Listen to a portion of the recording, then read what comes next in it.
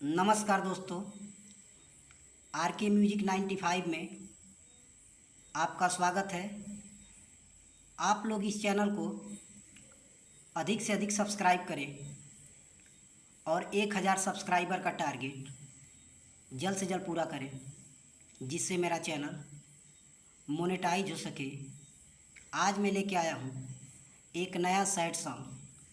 अगर अच्छा लगे तो लाइक और शेयर ज़रूर करें। तो आइए देखते हैं मुखड़ा।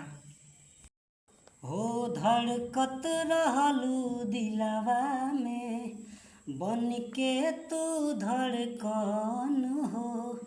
हमरा से धोखा करबू, सोचले न रही जाने मन हो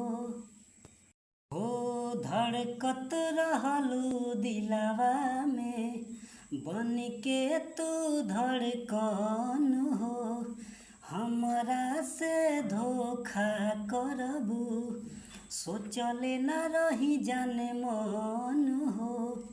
बतिया पे अभियो ना हो यकीन, हो गइलू अनजान हो मोर छछन परान हो गइलू अनजान हो मोर छछन परान हो।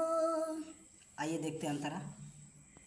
हो चल गइलू बसल मोर दुनिया उजार के, कइलू कदर नहीं बेवफा हो प्यार के।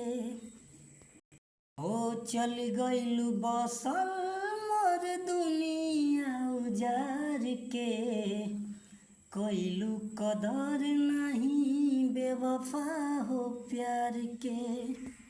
हो अरे भइलू सनम हर जाई हो, दिहलू गम तन्हाई हो। हंसत खेलत जिंदगी मोर भइल गमगीन,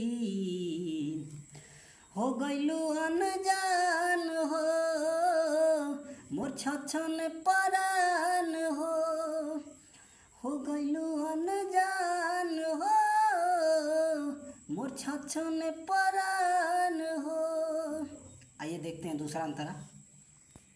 हो रणजीत सानू के बनवलू खेलवाना, बेवफा के रूप तोहार लागेला घिनौना।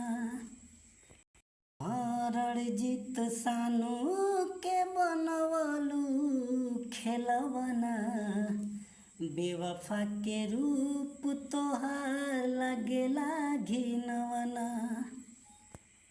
हो अरे याद जब हमरो आई हो, दिल तोहरो दुखाई हो। केहू के नाराम दिखावे ऐसन दिन, हो गइलू अनजान हो मोर छछन परान हो गइलू अनजान हो मोर छछन परान